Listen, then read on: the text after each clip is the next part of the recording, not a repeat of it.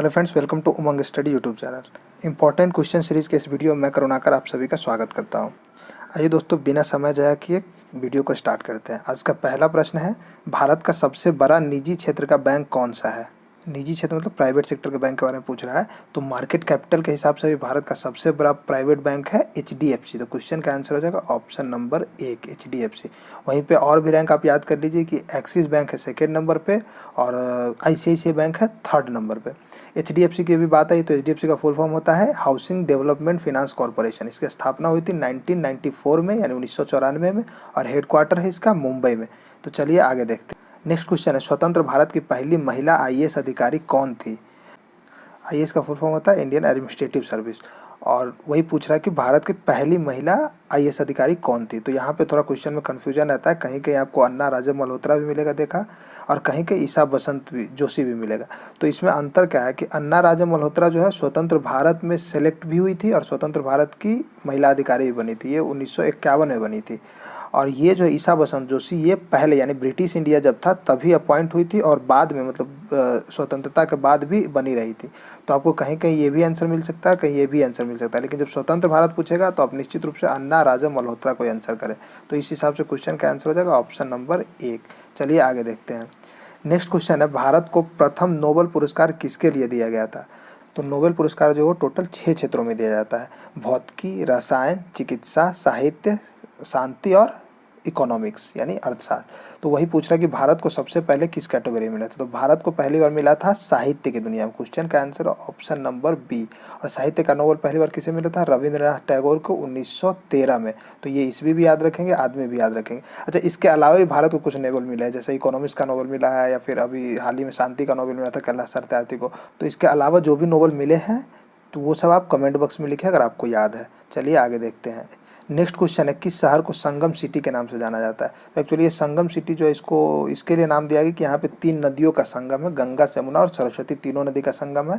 तो वो है कहाँ पे, तो प्रयागराज में। क्वेश्चन का answer option number C Prayagraj. Actually इसका पहले नाम था इलाहाबाद और अभी हाल ही में नाम बदल करके प्रयागराज कर दिया। तो ये भी एक क्वेश्चन बनता है।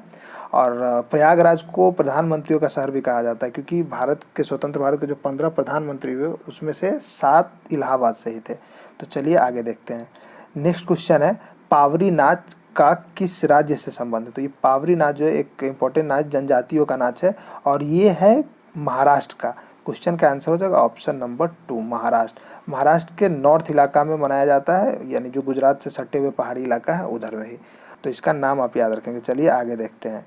नेक्स्ट क्वेश्चन है, पुस्तक to a hunger free world के लेखक कौन है। तो इसके लेखक है MS स्वामीनाथन, यानी क्वेश्चन का आंसर हो जाएगा option number C MS Swaminathan.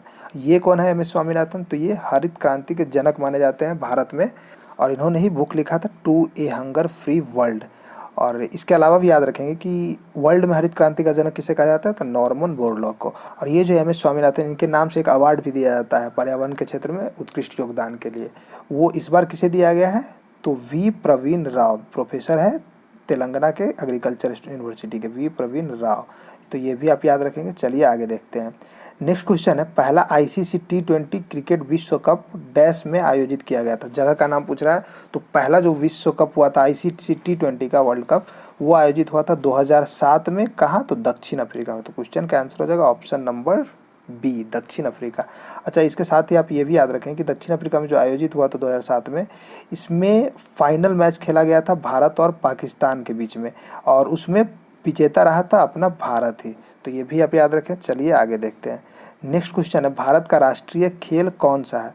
Bharat का राष्ट्रीय खेल तो बहुत ईजी क्वेश्चन है, हॉकी। क्वेश्चन का आंसर ऑप्शन नंबर 1 हॉकी। ये भारत का राष्ट्रीय खेल घोषित किया गया पॉपुलैरिटी की वजह से भी और उपलब्धि की वजह से, क्योंकि 1928 से लेकर के और 56 तक जो ओलंपिक हुए उसमें लगातार 6 स्वर्ण पदक हमारा हॉकी टीम जीता ओलंपिक में। तो इसी के लिए इसे राष्ट्रीय खेल भी माना गया है। एक चीज़ और आप याद रखें कि हॉकी से ही जुड़े थे मेजर ध्यानचंद और इन्हीं के नाम पे प्रतिवर्ष खेल दिवस मनाया जाता है अगस्त में। और वो क्या डेट है आप हमें कमेंट बॉक्स में लिखें अगर आपको याद है तो। चलिए आगे देखते हैं। नेक्स्ट क्वेश्चन है, भारत में एकल नागरिकता की अवधारणा कहाँ से अपनाई गई है। तो एकल नागरिकता तो समझते होंगे कि देश का और राज्य का एक ही नागरिकता होगा, अलग अलग नहीं। बहुत सारे देशों में ऐसा व्यवस्था है कि देश का नागरिकता अलग होता है और स्टेट का नागरिकता जो होता है अलग होता है। जैसे अमेरिका वगैरह में कंट्री का मतलब अमेरिकन एक नागरिकता होता है, उसके बाद उसका हर एक स्टेट का अपना नागरिकता होता है। लेकिन भारत में जो है एकल नागरिकता का व्यवस्था, यानी किसी स्टेट का स्पेसिफिक नागरिकता नहीं होगा। जो देश का नागरिक है वो स्टेट का नागरिक, जिस स्टेट से संबंध रहता है उस स्टेट का हो जाएगा। और ये जो अवधारणा है ये लिया गया था इंग्लैंड से। क्वेश्चन का आंसर हो जाएगा ऑप्शन नंबर 1 इंग्लैंड। अच्छा, इसके अलावा भी जो ऑप्शन में जैसे यूएसए से मौलिक अधिकार लिया गया था, कनाडा से संघीय व्यवस्था। तो इसी तरह से और क्या क्या लिया गया था किस देश से, अगर आपको याद है, याद नहीं है तो किताब में ढूंढ करके और हमें कमेंट बॉक्स में लिखिए ताकि आपका रिवीजन होगा। चलिए आगे देखते हैं। नेक्स्ट क्वेश्चन है, उस मीडिया कंपनी का नाम बताइए जिसने 21वीं सदी के दिग्गज स्टूडियो फॉक्स को खरीद रहा है। फॉक्स स्टार तो आप नाम जानते होंगे, ये फिल्मों में आप देखते होंगे, हॉलीवुड का भी डबिंग होता है उसमें भी रहता है, या फिर अपना बॉलीवुड का फिल्म भी बनाता है। तो इससे अभी खरीद लिया है डिज्नी नामक जो है एक स्टूडियो, वो खरीद लिया है। और डिज्नी जो, इसके बारे में आप जानते होंगे, आजकल बहुत टीवी में प्रचार आ रहा है। ये ऑनलाइन जो मूवी वगैरह रिलीज़ होती है, वेब सीरीज वगैरह, उसे रिलीज़ करने वाला सबसे बड़ा कंपनी है, और इसी ने अभी फॉक्स स्टार स्टूडियो खरीद लिया है। तो क्वेश्चन का आंसर है ऑप्शन नंबर 1। चलिए आगे देखते हैं। नेक्स्ट क्वेश्चन है, बीसी राय पुरस्कार किस क्षेत्र में दिया जाता है। तो ये दिया जाता है चिकित्सा के क्षेत्र में। क्वेश्चन का आंसर है ऑप्शन नंबर सी चिकित्सा। ये बीसी राय पुरस्कार जो है वो बीसी रॉय के नाम पर रखा गया, जो कि एक फेमस चिकित्सक साइंटिस्ट थे। तो इनका नाम भी आप याद रखेंगे और पुरस्कार का भी नाम याद रखेंगे। चलिए आगे देखते हैं। नेक्स्ट क्वेश्चन है, अनिवासी भारतीय यानी एनआरआई नॉन रेसिडेंस इंडियन दिवस कब मनाया जाता है। तो ये जो अनिवासी भारतीय दिवस प्रतिवर्ष 9 जनवरी को मनाया जाता है। ये क्वेश्चन का आंसर हो जाएगा ऑप्शन नंबर 1 9 जनवरी। पहले तो ये मनाया क्यों जाता है, तो ये मनाया जाता है जो भारत से बाहर रहते हैं भारतीय नागरिक, उनके योगदानों को स्मरण करने के लिए और आदर देने के लिए। और दूसरी बात यह है कि ये 9 जनवरी को ही क्यों मनाया जाता है। तो आप याद कीजिए, हिस्ट्री में पढ़े होंगे कि 9 जनवरी को 1915 में महात्मा गांधी जो थे वो साउथ अफ्रीका से भारत वापस आए थे, और इसी दिन प्रतिवर्ष प्रवासी भारतीय दिवस के रूप में मनाने की घोषणा हो गई। तो चलिए आगे देखते हैं। नेक्स्ट क्वेश्चन है, नरगोल बंदरगाह निम्नलिखित में से किस राज्य में स्थित है। तो ये स्थित है गुजरात में। क्वेश्चन का आंसर हो जाएगा ऑप्शन नंबर बी गुजरात। ये नरगोल बंदरगाह जो है ये है समुद्र में बंदरगाह है, लेकिन वहाँ तक रेलवे का भी असेसमेंट है कि रेलवे वहाँ तक बंदरगाह तक जाती है, और वहाँ पे बजाबते रेलवे का जाने आने का व्यवस्था किया गया है। तो ये फेमस बंदरगाह नाम आप याद रखेंगे। चलिए आगे देखते हैं। नेक्स्ट क्वेश्चन है, निम्नलिखित में से किसका गलत जोड़ा बनाया गया है, लोक नृत्य और रीज का। ये फर्स्ट लाइन जो है ये राज्य का नाम दिया हुआ, सेकेंड जो है लोक नृत्य दिया हुआ वहाँ का। तो कौन सा मैच नहीं करता ये आपको खोज करके बताना है। तो एक एक करके ऑप्शन को देखिए। पश्चिम बंगाल का जतरा है ही, और उत्तर प्रदेश में नौटंकी चलता ही है, साथ ही गुजरात में गरबा है ही, गरबा डांडिया। और पहला जो है केरल, तो केरल का ये करगम जो है ये तमिलनाडु का लोक नृत्य है। तो यही जोड़ा आपका सही नहीं है, और क्वेश्चन का आंसर हो जाएगा ऑप्शन नंबर 1 केरल। ये भी याद रखें, करगम जो है तमिलनाडु का है। चलिए आगे देखते हैं। नेक्स्ट क्वेश्चन है, मिस यूनिवर्स पुरस्कार की पहली भारतीय महिला विजेता कौन थी। तो ये तो आप जानते हो, मिस यूनिवर्स ये ब्यूटी पीजेंट होता है, और इसका पहला भारतीय विजेता है थी महिला सुष्मिता सेन। तो क्वेश्चन का आंसर हो जाएगा option number D Sushmita Sen. अच्छा, यहाँ पे एक रीता फारिया भी नाम है, तो इनके बारे में भी आप याद रखेंगे कि ये फर्स्ट मिस वर्ल्ड थी। दोनों में अंतर है, मिस वर्ल्ड और मिस यूनिवर्स में अंतर है। मिस वर्ल्ड बड़ा प्राइज होता है और मिस यूनिवर्स कंपेरेटिवली छोटा प्राइज होता है। और तो मिस यूनिवर्स पहली बार बनी थी भारत से सुष्मिता सेन, और मिस वर्ल्ड बनी थी रीता फारिया। नाम में मत जाइएगा, यूनिवर्स जो है यूनिवर्स होते हुए भी ये छोटा प्राइज है और वर्ल्ड बड़ा प्राइज है। तो चलिए आगे देखते हैं। नेक्स्ट क्वेश्चन है, मैरी क्यूरी को 2 भिन्न नोबेल पुरस्कार किन भिन्न श्रेणियों में मिले थे। तो मैडम क्यूरी का नाम तो आप जानते होंगे, रेडियोधर्मिता से संबंधित है, और इन्हें पहली बार तो नोबेल मिला था फिजिक्स के लिए, जब वो ये रेडियो एक्टिविटी का खोज की थी 3 आदमी के साथ, हेनरी बैकरल और अपने हस्बैंड पियरे क्यूरी के साथ। तो पहली बार इन्हें 1903 में मिला था भौतिकी का नोबेल, और उसके बाद फिर से इन्हें 1911 में रसायन का नोबेल मिला। तो क्वेश्चन का आंसर हो जाएगा ऑप्शन नंबर 1 भौतिकी तथा रसायन। और इनका नाम आप याद रखिए, इसके लिए भी इंपॉर्टेंट है कि ये एक और मात्र एक महिला है वर्ल्ड में जिन्हें 2 अलग अलग सब्जेक्ट्स में नोबेल मिला था। तो चलिए आगे देखते हैं। नेक्स्ट क्वेश्चन है, फरवरी 2020 में धनलक्ष्मी बैंक के एमडी और सीईओ के रूप में किसे नियुक्त किया गया है। तो ये क्वेश्चन इंपॉर्टेंट हो जाता है क्योंकि ये करंट अफेयर से जुड़ा हुआ फरवरी का ही घटना है। तो अभी हाल ही में सुनील गुरुबख्शानी को धनलक्ष्मी बैंक का नया एमडी और सीईओ नियुक्त किया गया। तो क्वेश्चन का आंसर हो जाएगा ऑप्शन नंबर सी सुनील गुरुबख्शानी। और ये जो है धनलक्ष्मी बैंक, ये इसका मुख्यालय है त्रिशूर केरल में। इसकी स्थापना हुई थी 1927 में। तो ये भी आप याद रखेंगे। चलिए आगे देखते हैं।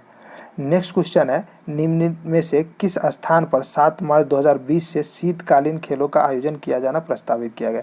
एक्चुअली ये क्वेश्चन पुराना हो गया, प्रस्तावित किया नहीं गया बल्कि ये ऑलरेडी हो गया क्योंकि 7 मार्च बीत चुका है। और ये आयोजित हुआ इस बार जम्मू एंड कश्मीर के गुलमर्ग में। तो क्वेश्चन का आंसर हो जाएगा ऑप्शन नंबर 1 गुलमर्ग। और ये इसके लिए भी इम्पोर्टेंट है कि खेलो इंडिया के तहत ये फर्स्ट एडिशन था विंटर गेम्स का। तो इसका नाम आप याद रखेंगे, जगह का भी नाम याद रखेंगे। चलिए आगे देखते हैं। नेक्स्ट क्वेश्चन है ईज ऑफ लिविंग इंडेक्स और म्यूनिसिपल परफॉर्मेंस इंडेक्स 2019 किसके द्वारा शुरू किया गया है। तो ये पहली बार शुरू किया गया, 2019 से ही फर्स्ट एडिशन है। तो इसका नाम आप याद रखें कौन सा मंत्रालय करता है। तो ये करता है, यहाँ से तो नाम से भी पता है, ईज ऑफ लिविंग और म्यूनिसिपालिटी से रिलेटेड कौन सा होगा, शहरी मामलों के मंत्रालय। यानी क्वेश्चन का आंसर है ऑप्शन नंबर डी आवास एवं शहरी मामले के मंत्रालय। तो चलिए आगे देखते हैं। नेक्स्ट क्वेश्चन है लोकतंत्र सूचकांक 2019 में भारत को कौन सा स्थान दिया गया है। तो ये जो सूचकांक है लोकतंत्र सूचकांक, ये इंडेक्स बताता है कि किस देश में लोकतंत्र कितनी मजबूत है, यानी राजनीति में पब्लिक का भागीदारी कितना अधिक है। तो कुछ ही दिन पहले आया था डेमोक्रेसी इंडेक्स 2019 जिसमें भारत को 51वां पोजीशन पर रखा गया था। क्वेश्चन का आंसर है option number D 51 51st position. अच्छा एक चीज़ और आप याद रखें कि इसी में फर्स्ट रैंक पे रहा था नॉर्वे। तो नॉर्वे का नाम भी इंपॉर्टेंट है, कभी फर्स्ट पोजीशन भी पूछा जा सकता है, इसे भी आप याद रखेंगे। चलिए आगे देखते हैं। नेक्स्ट क्वेश्चन है जनसंख्या के अनुसार निम्न में से कौन सा विश्व का सबसे बड़ा धर्म है। तो जनसंख्या के मामले में सबसे बड़ा धर्म है ईसाई। एक्चुअली टोटल जनसंख्या का 32% समझ के चलिए, 1/3 टोटल जो जनसंख्या वर्ल्ड का उसमें 1/3 ईसाई ही है। और सेकंड पोजीशन इस्लाम का और थर्ड पोजीशन है हिंदू का। तो ये भी आप थर्ड पोजीशन भी याद रखेंगे। चलिए आगे देखते हैं। नेक्स्ट क्वेश्चन है काला घोड़ा त्यौहार डैश में एक सबसे प्रमुख सांस्कृतिक समारोह है। तो यह है मुंबई का। क्वेश्चन का आंसर ऑप्शन नंबर 1 मुंबई। ये बहुत ही फेमस फेस्टिवल है, इसे आप याद रखेंगे। जनवरी या फरवरी में मनाया जाता है, 9 दिनों तक ये त्यौहार चलता है। तो ये जनजातियों का त्यौहार है। चलिए आगे देखते हैं। नेक्स्ट क्वेश्चन है होजागिरी नृत्य किस राज्य से संबंधित है। तो ये संबंधित है त्रिपुरा से। त्रिपुरा का से संबंधित है होजागिरी नृत्य। ये वहाँ का आदिवासियों का डांस है जिसमें कि एक मिट्टी का घड़ा रख को सर पर रख करके और हाथ में दिया जला करके लोग डांस करके उस दोनों का बैलेंस बनाते हैं, जिसमें 6-6 5-5 लेडी लोगों का ग्रुप रहता है। अच्छा त्रिपुरा में एक चीज़ और आप याद रखें कि हॉर्नबिल महोत्सव जो कि नागालैंड का ओरिजिनली त्यौहार है, वो इस बार त्रिपुरा में मनाया गया था। तो ये क्वेश्चन भी इंपॉर्टेंट है, तो ये भी आप याद रखेंगे। चलिए आगे देखते हैं। नेक्स्ट क्वेश्चन है भारत में रॉस द्वीप कहाँ स्थित है। तो द्वीप तो आप समझते होंगे, द्वीप एक ऐसा भूभाग होता है जो चारों तरफ से जल से घिरा रहता है। समुद्र में या फिर नदी में भी द्वीप होता है। तो अभी जो यह द्वीप है रॉस द्वीप, ये समुद्र में ही है और यह एक पार्ट है अंडमान और निकोबार का, जो कि इसकी राजधानी पोर्ट ब्लेयर से लगभग 3 किलोमीटर दूरी पर है। तो अभी क्वेश्चन का आंसर हो जाएगा ऑप्शन नंबर 1 अंडमान और निकोबार। अच्छा साथ ही एक चीज़ और आप याद रखें कि रॉस द्वीप जो है, इसका पहले तो नाम रॉस द्वीप था, लेकिन अब इसका नाम बदल करके सुभाष चंद्र बोस द्वीप रख दिया गया। तो ये चीज़ भी आप याद रखेंगे। चलिए आगे देखते हैं। नेक्स्ट क्वेश्चन है व्हाई सोशलिज्म पुस्तक किसने लिखा था। तो ये व्हाई सोशलिज्म कोई भी समाजवादी आदमी लिखा होगा और ऑप्शन में देख लीजिए जयप्रकाश नारायण जो है वो समाजवादी थे। क्वेश्चन का आंसर है option number D Jayaprakash Narayan. और इनके बारे में आप जानते होंगे, बिहार के आरा से थे और 1934 में इन्होंने सोशलिस्ट पार्टी का भी गठन किया था।